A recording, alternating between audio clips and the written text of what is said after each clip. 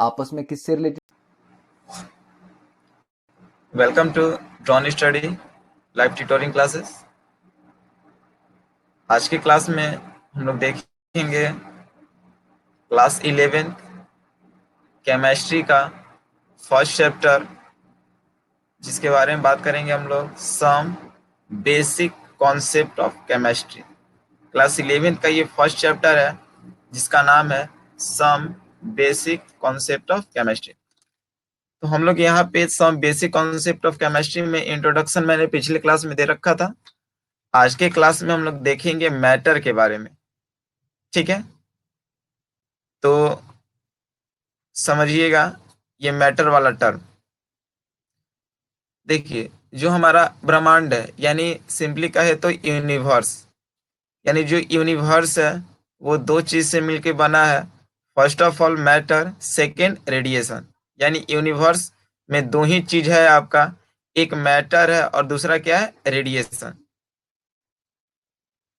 हम क्या बता रहे हैं कि जो भी हमारा यूनिवर्स है या जो भी हमारा ब्रह्मांड है वो दो ही चीज से मिलके बना है। पहले का नाम है मैटर और दूसरे का नाम है रेडिएशन। तो किसको कहते हैं मैटर और किसको बोलेंगे रेडिएशन, पहले उसको समझिए। यानी the substance which occupies a space and have a mass and it offers resistance. तीनों का मतलब क्या? ऑक्युपाइज स्पेस का मतलब जो जगह को घेरता है, हैव मास का मतलब जिसके पास भार होता है, ऑफर्स रेसिस्टेंस का मतलब रोकने की क्षमता होती है। ठीक है, जैसे कहने का मतलब कि आप अभी अपने जगह पे बैठे हैं, तो जहां पे बैठे हैं उतने जगह को तो आपने घेर रखा ना, तो वो ऑक्युपाइज स्पेस हो गया। आपका कुछ ना कुछ वेट है, तो ये आपका मास हो गया। ठीक है, और आपसे अगर हल्का कोई चीज टकराएगा तो वो साइड हो जाएगा। यानी कहने का मतलब क्या है कि आपके पास रोकने का भी क्षमता है।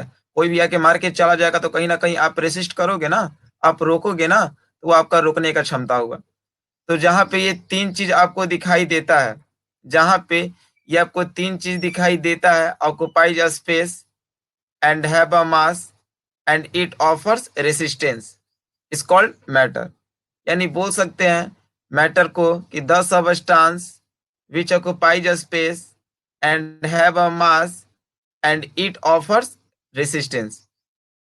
क्लियर है? तो इसको हम लोग क्या बोलेंगे, मैटर बोलेंगे।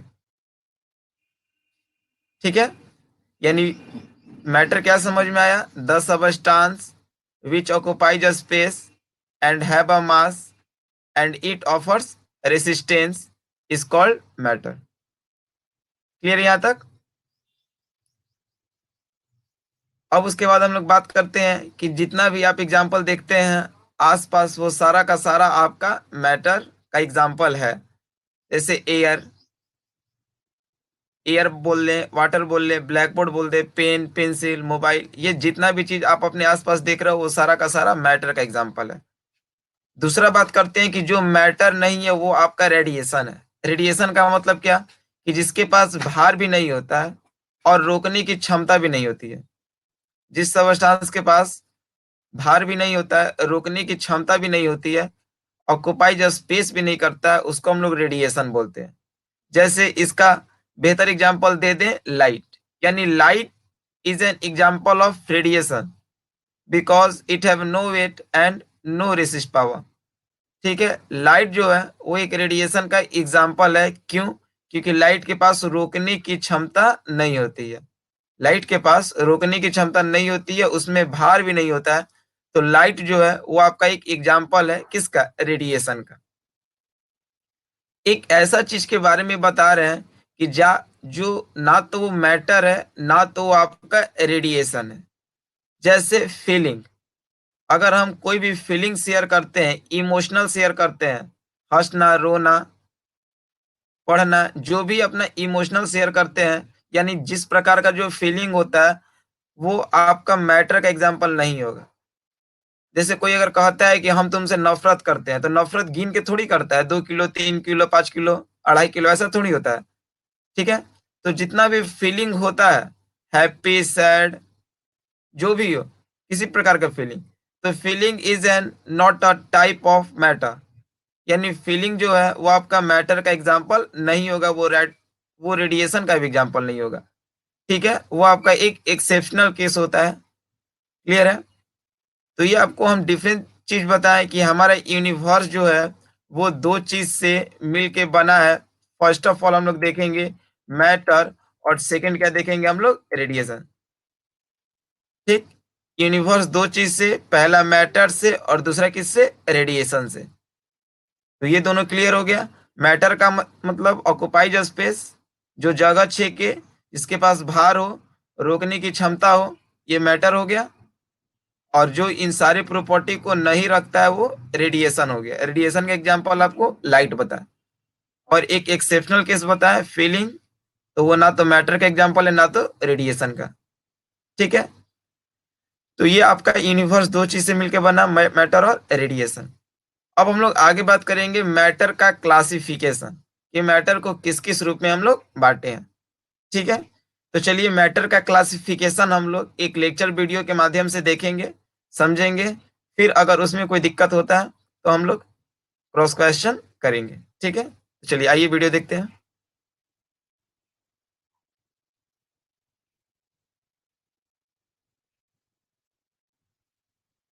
मैटर और उसकी क्लासिफिकेशन में। ठीक है, मैटर को हम एक फिजिकल क्लासिफिकेशन और एक केमिकल क्लासिफिकेशन में।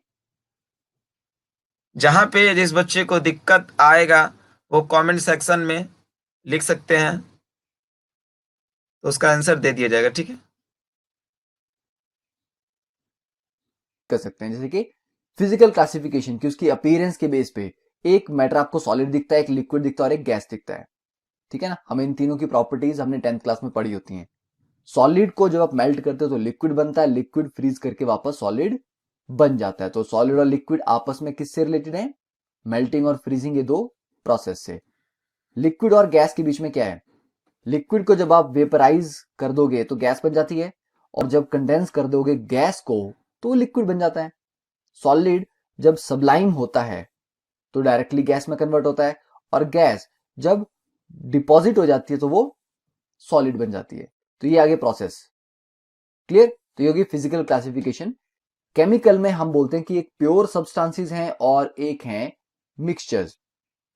प्योर सब्सटेंसेस की फिक्स्ड कॉम्पोजिशन होती है, जैसे वाटर है, वाटर आप कहीं से भी लाओ, ठीक है, वाटर आप नलके से लो, आप तालाब से लो, आप आरओ से लो, आप कहीं से भी लो, या आप सिंपल एसिड और बेस की न्यूट्रलाइजेशन से बना दो, पर वाटर में जो कॉम्पोजिशन है वो H2O ही रहेगा ना, दो एटम हाइड्रोजन के और एक एटम ऑक्सीजन का, तो फिक्स कॉम्पोजिशन उसकी। ठीक है, फिर प्योर सब्सटेंसेस को फिजिकल मेथड से आप सेपरेट नहीं कर सकते। फॉर एग्जाम्पल, हमने एक ग्लास लिया पानी का, उसमें थोड़ा सा हमने सॉल्ट डाल दिया। अब अगर इसको मैं गर्म कर दूं तो सारा का सारा पानी इवेपोरेट हो जाएगा। ठीक है, और फाइनली नीचे क्या बच जाएगा, सॉल्ट। तो सिंपल बॉईल करके मैंने इसको, सॉल्ट को और वाटर को सेपरेट कर दिया। ठीक है, वो एक फिजिकल मेथड हुआ। पर वाटर को गर्म करने से या वाटर को किसी फिजिकल मेथड से हम सेपरेट नहीं कर सकते कि हाइड्रोजन अलग हो जाएगा और ऑक्सीजन अलग हो जाएगा। No, we can not do that. फिर मिक्सचर्स की बात करें तो मिक्सचर्स के पास एक वेरिएबल कॉम्पोजिशन होता है। मिक्सचर मीन्स आपने सॉल्ट प्लस शुगर का मिक्सचर लिया, अब आप सॉल्ट ज्यादा डाल दो, शुगर कम रखो, ये शुगर ज्यादा डाल दो, सॉल्ट कम रखो। ठीक है, तो वेरिएबल कॉम्पोजिशन हमारे पास होती है। फिर उनको फिजिकल मेथड से सेपरेट किया जा सकता है, सॉल्ट और शुगर को आप अलग अलग कर सकते हो फिजिकल मेथड्स के थ्रू। ठीक है, अब प्योर सब्सटेंसेस को फर्दर हम क्लासिफाई करते हैं एलिमेंट्स एंड कंपाउंड्स में। एलिमेंट्स हमें पता है जो उससे ज्यादा सिंपलर सब्सटेंसेस नहीं होते, और कंपाउंड क्या होते हैं, जो दो या दो से ज्यादा एलिमेंट्स के एक डेफिनिट रेशियो में मिलने से बनते हैं। ठीक है, फिर मिक्सचर्स की बात करें तो मिक्सचर्स में हम फर्दर क्लासिफिकेशन में आए तो हमारे पास आता है homogeneous mixture and heterogeneous mixtures. देखो, होमोजीनियस जहां पर यूनिफॉर्म कॉम्पोजिशन है, सिर्फ पानी का ग्लास लेके आपने उसमें सॉल्ट डाल दिया, ठीक है, तो एक ग्लास वाटर में आपने जब सॉल्ट ऐड किया तो सॉल्ट पूरा यूनिफॉर्मली घुल गया था उसमें।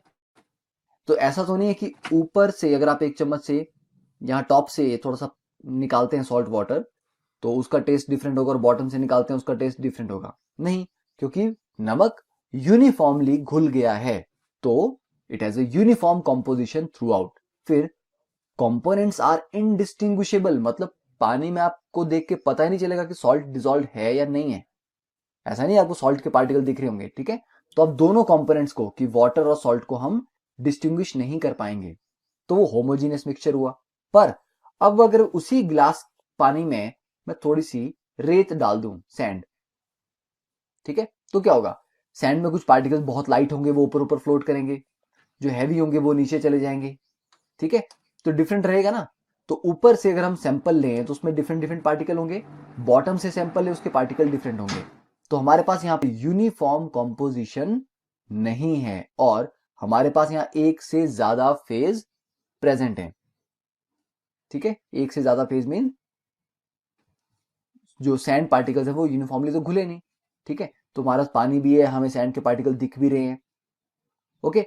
तो इस तरह से हम मिक्सचर्स को डिफाइन करते हैं, होमोजीनियस एंड हिट्रो।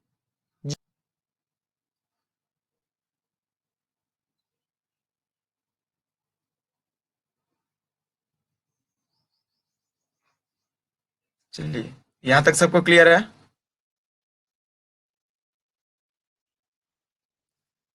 जैसे देखिए, एक बार हम इसको फिर से पुनः दोहरा देते हैं। मैटर को हम लोग दो रूप में बांटे। First of all physical classification.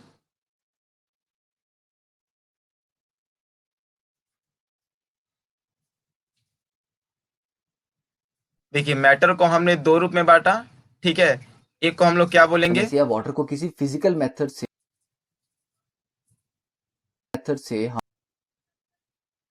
देखिए, तो एक को हम लोग बोलेंगे फिजिकल क्लासिफिकेशन और सेकंड को हम लोग क्या बोलेंगे? एक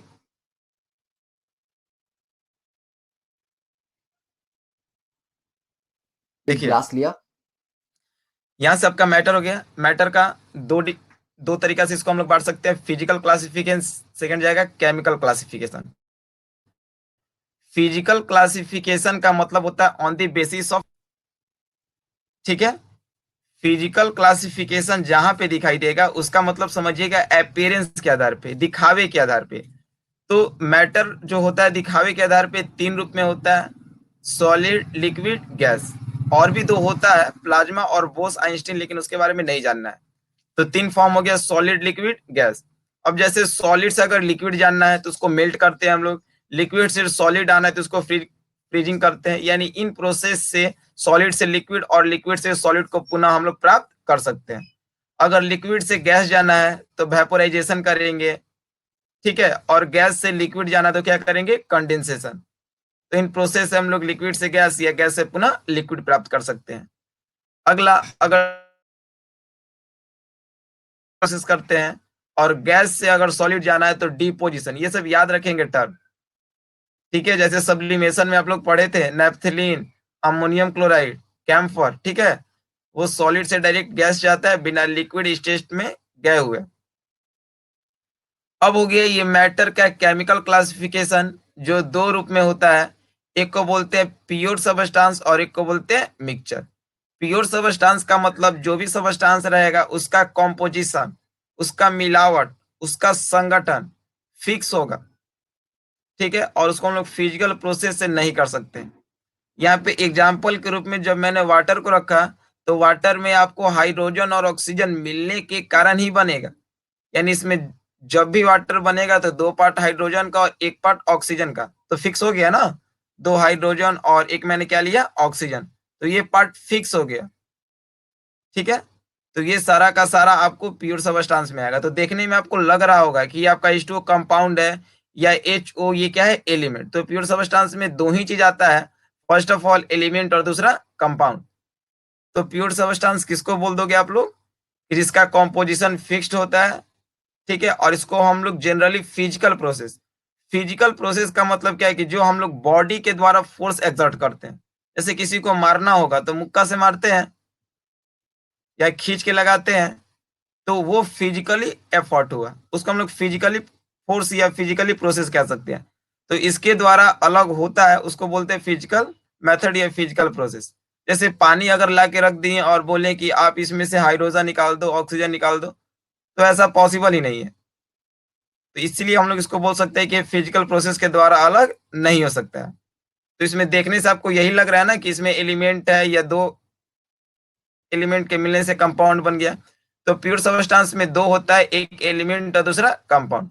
एलिमेंट जो है वो सबसे सिंपलेस्ट फॉर्म है, यानी इसका सिंपलेस्ट फॉर्म नहीं होता है। इसी के छोटे फॉर्म को बोलते हैं एटम, जो जॉन डाल्टन 1808 ईस्वी में खोज किए थे। ठीक है, ये होता है कंपाउंड। कब बनेगा कंपाउंड? जब दो या दो से अधिक एलिमेंट कंबाइन करता है तो कंपाउंड का फॉर्मेशन करता है। लेकिन कंपाउंड में जो भी एलिमेंट होता है उसका रेशियो जो होता है कांस्टेंट होता है, फिक्स होता है, और वो रेशियो हम लोग निकालते हैं with the help of weight के अनुसार। जैसे मैंने बार बार एग्जांपल के तौर पे यहाँ पे ले रखा है वाटर को। तो जैसे ही आपने वाटर को देखा होगा तो वाटर का एटॉमिक मास 1 होता है, लेकिन ऐसा ऐसा सॉरी वाटर में इस हाइड्रोजन का एटॉमिक मास 1 होता है, लेकिन हाइड्रोजन है कितना? 2 है। तो 1 इंटू टू, 2 हुआ। रेशियो ऑक्सीजन का एटॉमिक मास 16, तो 2 रेशियो 16 कहने का मतलब 1 रेशियो 8। यानी वाटर कब बनेगा? जब जब इस धरती पे 1 पार्ट हाइड्रोजन और 8 पार्ट ऑक्सीजन का वेट के अनुसार मिलेगा, तब वाटर का फॉर्मेशन होगा। ठीक है, तो हम आपको वही जो होता है दो या दो से अधिक एलिमेंट के मिलने के कारण बनता है, और वो भी उसका रेशियो जो होता है मास के अनुसार कांस्टेंट होता है। अगला बात करते हैं हम लोग मिक्सचर का। मिक्सचर का मतलब वेरिएबल कॉम्पोजिशन। जैसे आप लोग मिक्सचर दुकान पे खाते भी होगे सुनील मिक्सचर, तो उसमें देखते होगे अलग अलग चीज का कॉम्पोजिशन होता है, और उसका मात्रा जो होता है वो फिक्स नहीं होता है। कुछ ज्यादा होता है, कुछ कम होता है, कुछ बहुत ज्यादा होता है। तो मिक्सचर का मतलब वेरिएबल कॉम्पोजिशन, यानी अलग अलग उसका कॉम्पोजिशन होता है, और इसको हम लोग फिजिकल प्रोसेस से अलग कर सकते हैं। ठीक है, यानी उसमें से हम लोग छाट सकते हैं हैंड पिकिंग से। ठीक है, अब उसके बाद हम लोग बात करते हैं मिक्सचर दो प्रकार का होता है। मिक्सचर दो प्रकार का होता है। फर्स्ट ऑफ ऑल हम लोग बात करेंगे होमोजीनियस, फिर बात करेंगे हम लोग हेट्रोजीनियस। तो हम लोग देखेंगे कि ये होमोजीनियस क्या होता है और अगला हेट्रोजीनियस क्या होता है। होमो का मतलब सेम, हेट्रो का मतलब डिफरेंट। यानी जब कोई भी दो ठो सबस्टांस लेते हैं और वो दोनों सबस्टांस एक दूसरे से कंप्लीटली डिसॉल्व हो जाता है। जब दोनों सबस्टांस एक दूसरे से कंप्लीटली डिसॉल्व हो जाता है और डिसॉल्व होने के साथ साथ कहीं से टेस्ट करें, अपर से, मिडिल से या लोअर से, तो उसका टेस्ट जो होता है वो सेम आता है। इसका मतलब कि उसका कॉम्पोजिशन यूनिफॉर्म हो गया, यानी कंप्लीटली घुल गया, उसको अलग नहीं कर सकते हैं, तो कहलाएगा होमोजीनियस। जैसे अगर आपके पास एक गिलास पानी है, उसमें आप थोड़े से नमक को डाल देंगे और पूरा घुला देंगे, तो कहीं से टेस्ट कीजिए, टेस्ट में कोई चेंजिंग नहीं आएगा। इसका मतलब कि वो होमोजीनियस है, उसको हम लोग अलग नहीं कर सकते हैं। अगला बात करते हैं हम लोग हेट्रोजीनियस। तो ऐसा तो नहीं है कि ऊपर अनिस साहब का क्या क्वेश्चन है? आपने हैंड रेस्ट किया, कमेंट सेक्शन में अपना क्वेश्चन लिख देंगे जो भी होगा।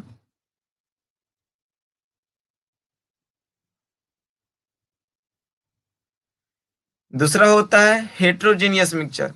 हेट्रोजीनियस मिक्सचर का मतलब कि इसमें कोई भी दो अलग अलग सबस्टांस लेंगे, वो सबस्टांस यूनिफॉर्म कॉम्पोजिशन से घुल नहीं पाएगा। ठीक है, और जब कंप्लीटली घुल नहीं पाएगा तो हमको यहाँ पे पता चल जाएगा कि कौन कौन सबस्टांस है। तो जितना सबस्टांस मिलेगा उतने सबस्टांस को फेज बोल देंगे। जैसे मान लिया जाए कि आपके पास बालू है, ठीक है, सैंड है और गिट्टी है, ये दोनों को हम लोग मिलाएंगे तो दोनों कंप्लीटली डिजोल्व तो नहीं हो पाएगा। इसका मतलब हम लोग क्या बोलेंगे? इसका मतलब यही ना बोल सकते कि इसमें दो फेज है, एक सैंड का फेज है और एक गिट्टी का फेज है। ठीक है, तो जो कंप्लीटली डिसॉल्व नहीं होता है उसको बोलते हैं हेट्रोजीनियस मिक्सचर। क्लियर है? चलिए, यहां तक किसी को कोई क्वेश्चन? यहां तक किसी बच्चे को कोई क्वेश्चन है?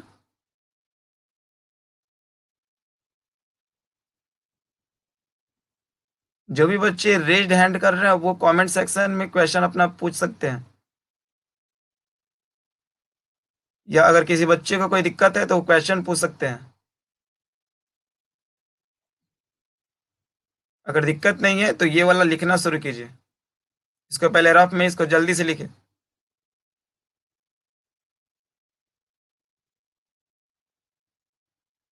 जितना जल्दी लिखना है इसको शुरू कीजिए। ये बीच वाला H2 मत लिख दीजिएगा। जितना जल्दी इसको लिखिए तो फटाक से।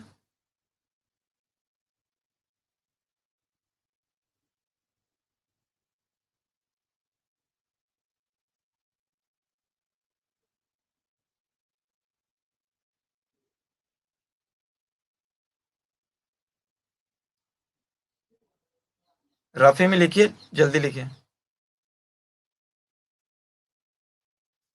तो सिंपल बॉईल करके मैंने इसको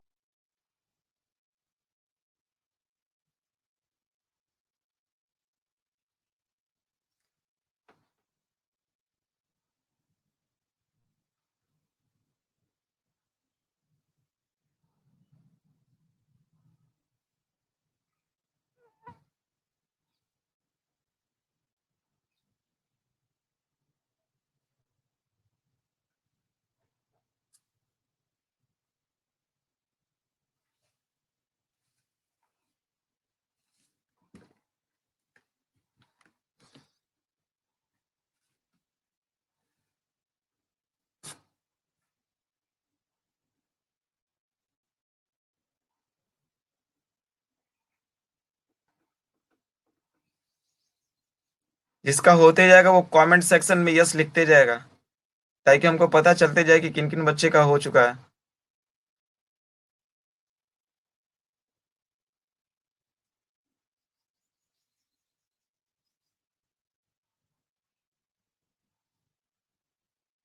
अमृता का हो गया। ओके। अंशिका का हो गया।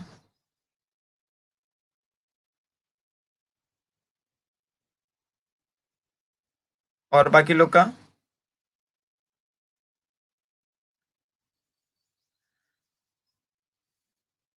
पम्मी का हो गया, ठीक है। सोनी का हो गया।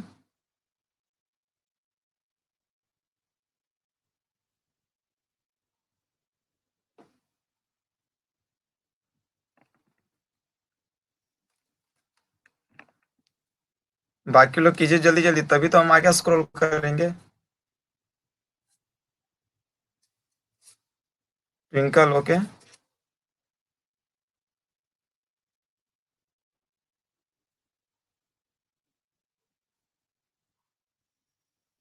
निहारिका हो गया, ओके।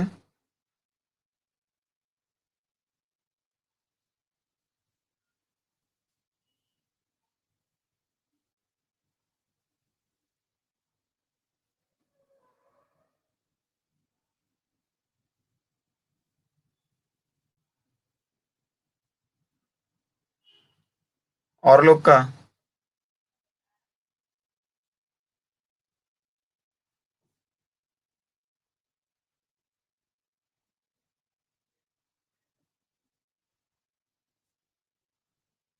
और दो लोग का हुआ कि नहीं?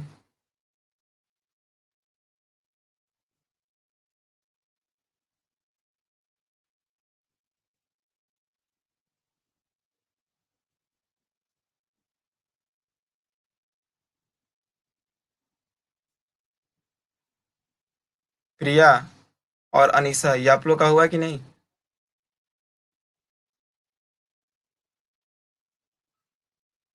Please reply on comment section.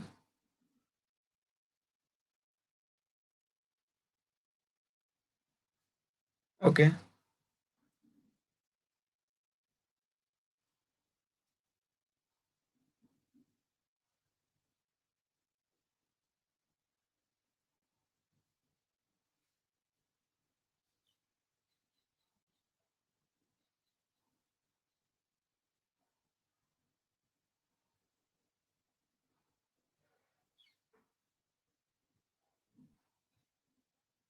चलिए ये लिखिए।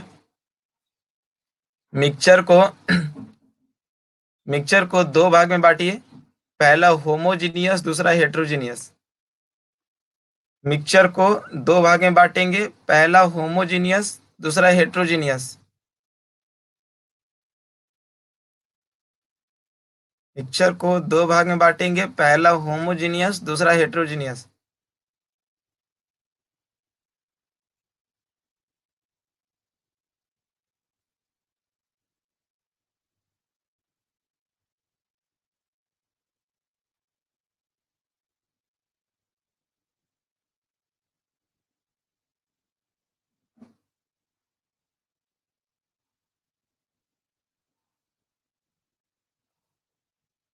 होमोजीनियस हो गया।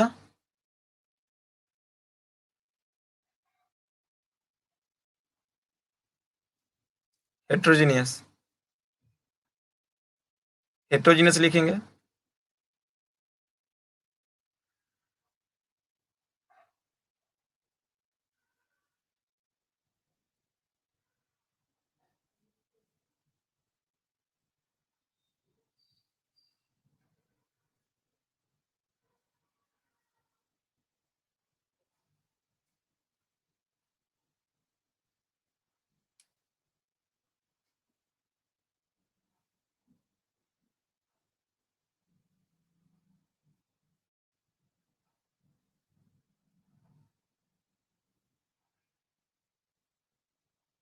सबका हो गया? Please reply fast.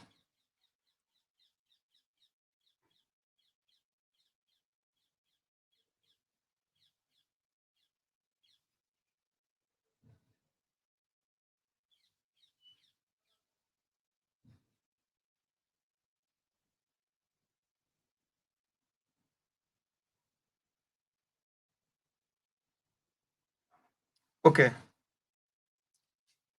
तो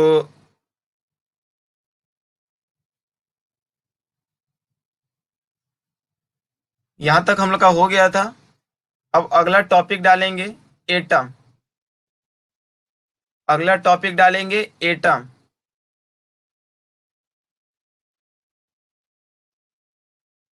अगला टॉपिक डालेंगे आप लोग एटम।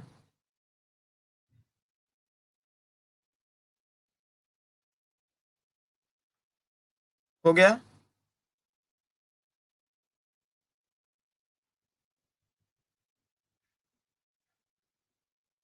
चलिए इसको समझिए। एटम होता क्या है देखेंगे। Atom was discovered by John Dalton in 1808। यानी एटम का डिस्कवर जो है वो जॉन डाल्टन जी के द्वारा किया गया था 1808 ईस्वी में। हालांकि जितना भी एलिमेंट होता है उस सबका छोटा पार्टिकल एटम है। अगर हाइड्रोजन है तो हाइड्रोजन के सबसे छोटे कण को क्या कहेंगे? एटम कहेंगे। हाइड्रोजन एलिमेंट छोटे पार्टिकल एटम। यानी ऐसे ही बोल सकते हैं कि the smallest particle of element is called atom. Atom का डिस्कवर जॉन डाल्टन के द्वारा किया गया था। कब किया गया था? तो 1808 ईस्वी में। क्लियर है? एटम का डिस्कवर किसके द्वारा किया गया था? जॉन डाल्टन के द्वारा किया गया था। कब किया गया था? 1808 ईस्वी में। ठीक है। अब उसके बाद हम लोग डिफिनीशन की ओर बात करते हैं। तो एक डिफिनीशन तो इजी आपको याद हो गया कि atom is the smallest particle of element. Atom जो है एलिमेंट का, तत्व का छोटा पार्टिकल है।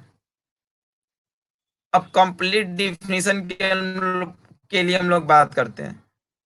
Atom smallest particle of element which, यहां से देखिए, विच एग्जिस्ट और does not exist in free state.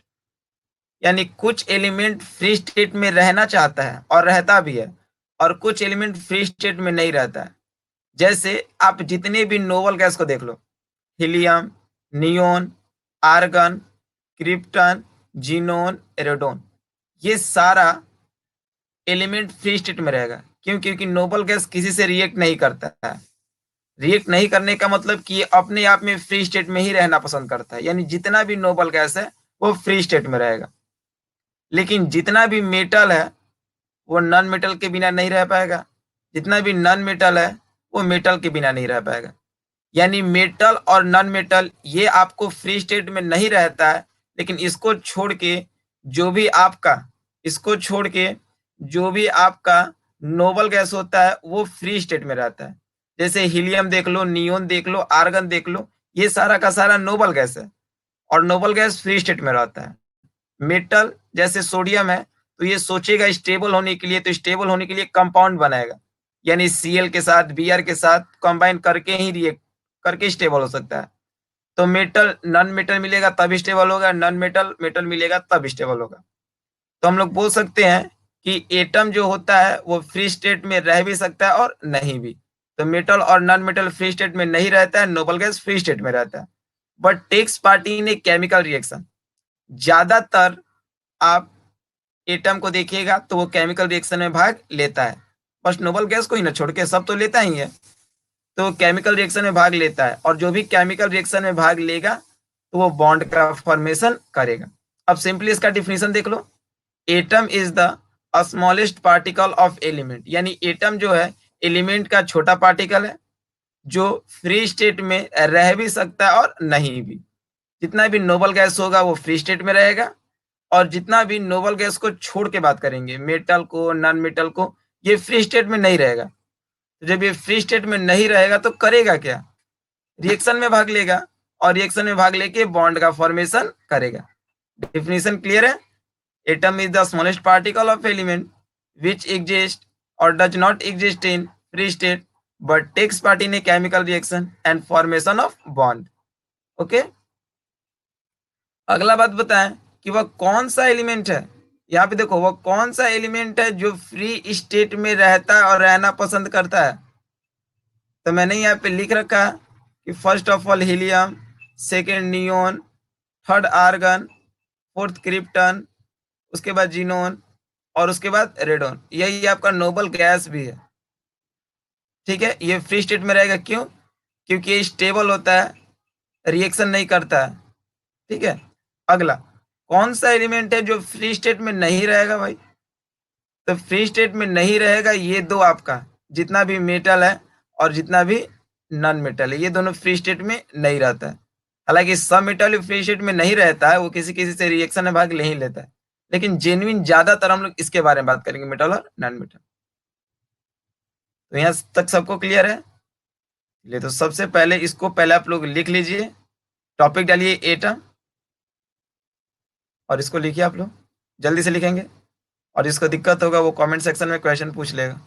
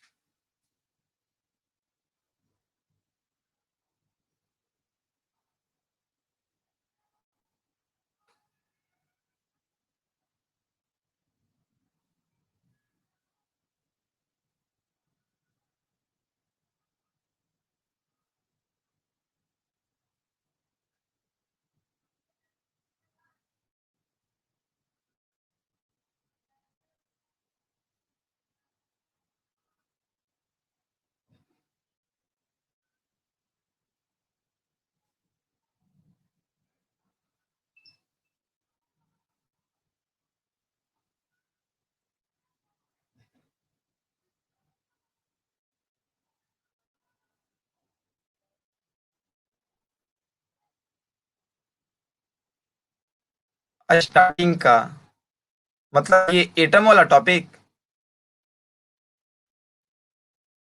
Starting का कहने का मतलब सबसे पहले वाला।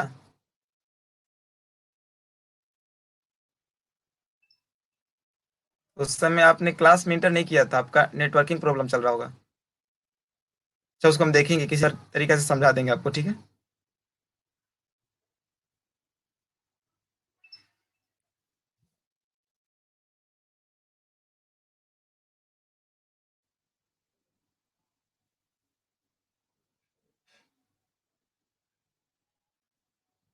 ये क्लासेस क्लियर हो रही है ना, जो अभी पढ़ा है?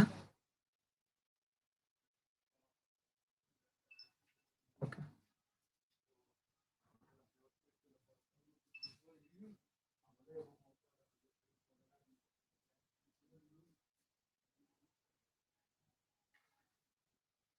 अंशिका हो गया, ठीक है, Soni okay, Twinkle okay, Niharika हो गया, ठीक है, बाकी लोग, मम्मी का भी हो गया, ठीक है,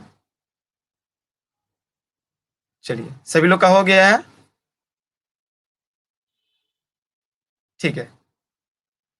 तो ये आपका एटम का टॉपिक हुआ, ठीक है ना। अब हम लोग आगे बात करेंगे मॉलिक्यूल के बारे में, तो टॉपिक दे देंगे मॉलिक्यूल।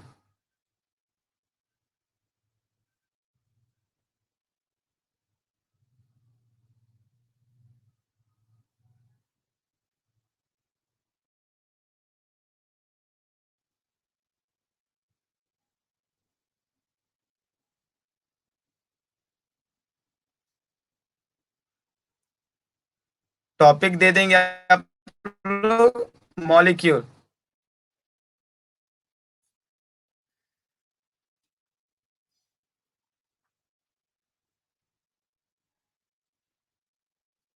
टॉपिक दे देंगे मॉलिक्यूल, हो गया सबका, लिखेंगे।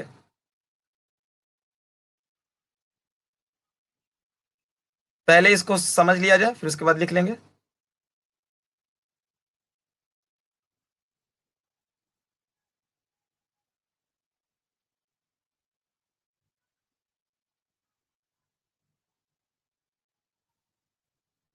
देखिए, मॉलिक्यूल, मॉलिक्यूल का डिस्कवर्ड एवोगैड्रो के द्वारा 1811 ईस्वी में किया गया था। यानी जब एटम का खोज हुआ था उसके 3 साल के बाद, क्योंकि अब एटम को कंबाइन करके कुछ नया नया चीज बनाने लगा, तो एटम के 3 साल बाद इस मॉलिक्यूल का खोज हुआ था। यानी एटम का खोज 1808 ईस्वी में, और उसके 3 साल बाद 1811 ईस्वी में मॉलिक्यूल का खोज हुआ था। यानी molecule was discovered bye Avogadro. Avogadro famous scientist है इस केमिस्ट्री के क्षेत्र में, जिन्होंने एवोगैड्रो नंबर, पता है ना, 6.022 इंटू 10 to the power 23, उसके बारे में ही बताया था। हम लोग चर्चा का विषय उसको भी बनाएंगे आगे। तो मॉलिक्यूल का खोज एवोगैड्रो के द्वारा किया गया था 1811 ईस्वी में। इसका शॉर्ट डिफिनीशन क्या बोल सकते हैं आप लोग? जैसे अभी आपने बोला कि एलिमेंट के छोटे पार्टिकल को एटम बोलेंगे, यानी atom is the smallest particle of element. Same condition इसमें हम लोग लगाएंगे, molecule is the smallest particle of compound. यानी मॉलिक्यूल जो होता है वो कंपाउंड का स्मॉलेस्ट पार्टिकल है, ठीक है। चलिए अब आते हैं इसका इलोंगेट डिफिनीशन में, जो बहुत बेहतर डिफिनीशन है, इसको समझेंगे। Molecule is the smallest particle of compound. यानी मॉलिक्यूल जो है कंपाउंड का स्मॉलेस्ट पार्टिकल है। मॉलिक्यूल जो है वो पार्टिकल है, यानी ये कंपाउंड का वो स्मॉलेस्ट पार्टिकल है, ठीक है, जो फ्री स्टेट में ही रहता है। ये क्या बात हो गया, फ्री स्टेट। आप जैसे किसी भी कंपाउंड का ये मॉलिक्यूल का नाम बताओ, जैसे H2, अगर हम एग्जाम्पल के तौर पे H2 लिखते हैं तो ये H2 फ्री स्टेट में है। अगर इसके साथ कोई नहीं भी मिलेगा तो इसको कोई दिक्कत नहीं है, ये स्टेबल है। अगर हम लोग अगला बात करते हैं NaCl का, अगला बात कर लें NaCl, अगर हम लोग बात करते हैं NaCl का, तो ये भी स्टेबल है, क्योंकि ये कंपाउंड है। अब इसको किसी से कुछ मतलब नहीं है। तो जो भी कंपाउंड होता है उसके छोटे पार्टिकल को मॉलिक्यूल बोलेंगे, यानी सोडियम क्लोराइड का जो छोटा पार्टिकल होगा इसको भी मॉलिक्यूल बोलेंगे, ठीक है। तो ये फ्री स्टेट में है। क्यों फ्री स्टेट में है? क्योंकि ये स्टेबल है, ठीक है। तो जितना भी मॉलिक्यूल होता है, मॉलिक्यूल किसको समझिएगा, जब दो या दो से अधिक एटम कंबाइन होगा तो वो आपका कंपाउंड हो गया, उस छोटे पार्टिकल को मॉलिक्यूल। तो ये आपको फ्री स्टेट में है। फ्री स्टेट कहने का मतलब कि वो केमिकल रिएक्शन में भाग ले सकता है। जैसे सोडियम क्लोराइड हो गया, तो ये किसी केमिकल रिएक्शन में भाग ले सकता है, यानी ये रिएक्ट कर सकता है किसी एसिड से, मेटल से, नॉन मेटल से, बेस से। तो केमिकल रिएक्शन में भाग ले सकता है और बॉन्ड का भी फॉर्मेशन कर सकता है। जैसे सोडियम क्लोराइड हो गया, तो हम लोग आगे की क्लास में बॉन्डिंग में देखेंगे कि सोडियम का वैलेंसी 1, तो सोडियम एक बॉन्ड पूरा करेगा, और क्लोरीन का भी वैलेंसी 1, तो क्लोरीन भी कौन सा बॉन्ड पूरा करेगा? एक बॉन्ड पूरा करेगा। ठीक है, तो ये सब हम लोग आगे क्लास में देखेंगे जब बॉन्डिंग का कॉन्सेप्ट पढ़ेंगे तब, ओसी में, ऑर्गेनिक केमिस्ट्री में।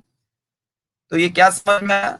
मॉलिक्यूल इज द स्मॉलेस्ट, यानी मॉलिक्यूल जो होता है कंपाउंड का स्मॉलेस्ट पार्टिकल है जो फ्री स्टेट में रहता है, और फ्री स्टेट में रहने के साथ साथ रिएक्शन में भाग लेता है और बॉन्ड का फॉर्मेशन करता है।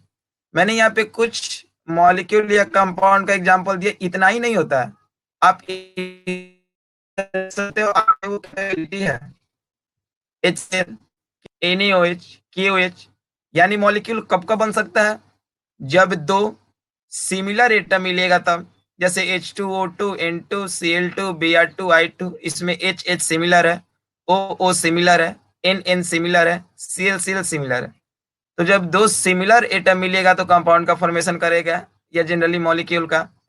या जब दो डिसिमिलर एटम, यानी दो अलग अलग एटम कंबाइन करेगा, तब पर भी वो मॉलिक्यूल का फॉर्मेशन करेगा। जैसे HCl में दो अलग, एक मिला दूसरा Cl मिला, मॉलिक्यूल का फॉर्मेशन किया। तो जब दो सिमिलर एटम मिलेगा तो कंपाउंड बनाएगा, जब दो डिसिमिलर एटम मिलेगा तो कंपाउंड बनाएगा, और जब दो से अधिक एटम मिलेगा तो भी कंपाउंड बनाएगा। जैसे CH4, H2SO4, जैसे H2SO4 में क्या है? H है, S है, O है, HNO3, H है, N है, O है, इसमें दो से अधिक एटम है, दो से अधिक एलिमेंट है। ठीक है, तो ये सारा आपका मॉलिक्यूल कंपाउंड का डिफिनीशन होगा। चलिए जल्दी से आप लोग डिफिनीशन पहले उतार लीजिए।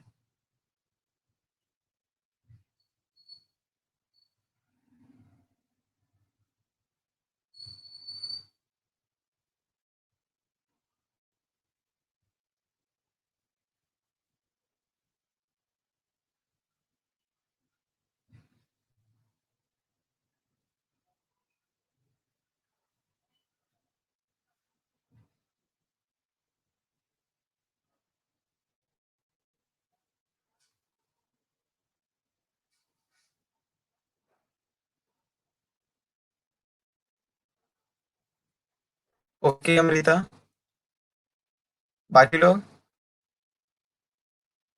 निहारिका सुनी ठीक है?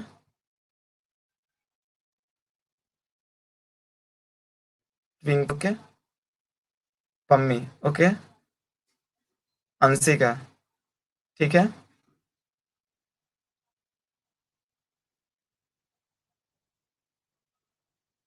प्रिया आपका बाबू?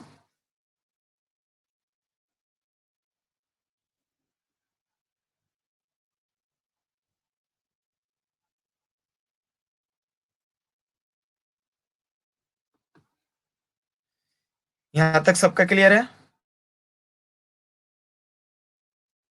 बच्चे को कोई दिक्कत?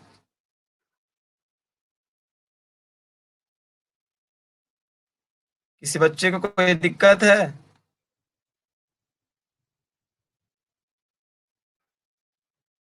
टॉपिक क्या लीजिए? Types of molecule, types of molecule,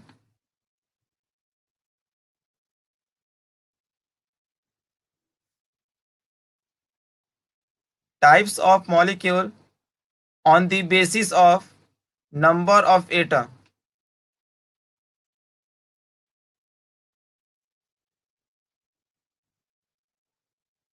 types of molecule on the basis of number of atom।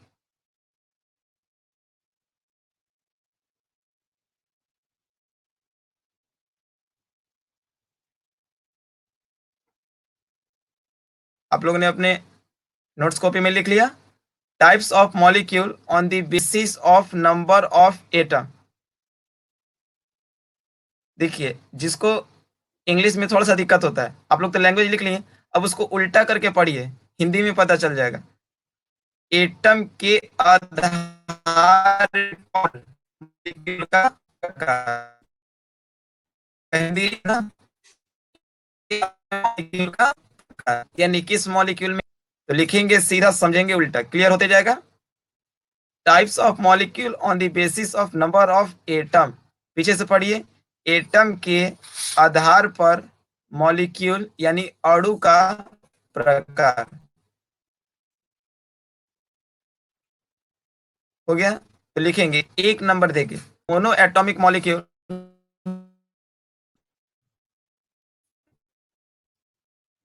Number देके mono. Second number di atomic molecule.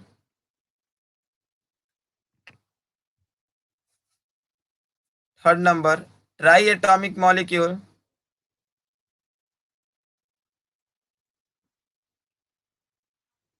Fourth number tetra atomic molecule.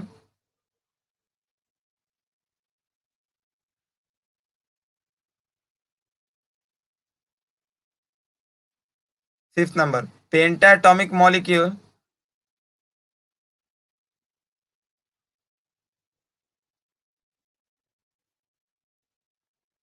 Six number poly atomic molecule. Poly atomic molecule.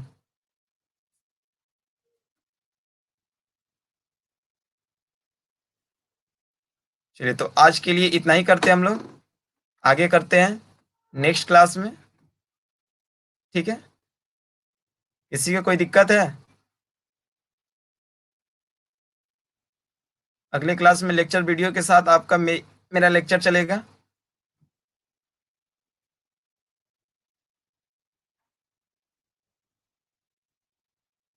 दो minute time लेते हैं हम, किसी को कोई दिक्कत है?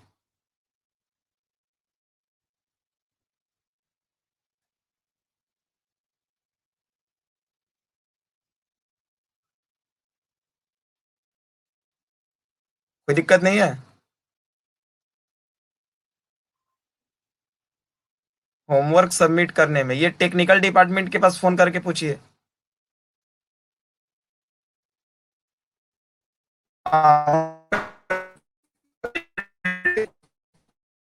बोले सर वो पूछ लीजिए कि सर होमवर्क सबमिट करने में प्रॉब्लम आ, वो आपको क्लियरेंस कर देंगे। हालांकि ये असाइनमेंट में सबमिट होता है। और किसी को कोई दिक्कत? वैसे आज की क्लास में होमवर्क नहीं मिला है, नेक्स्ट क्लासेस से लगातार मिलते जाएगा। और किसी को कोई इशू?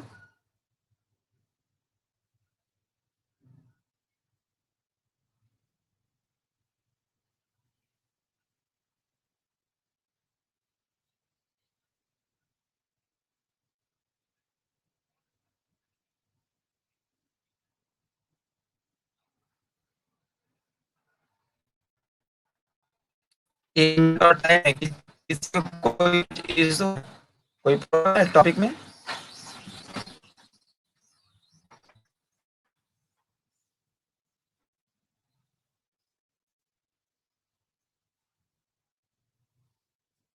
ओके।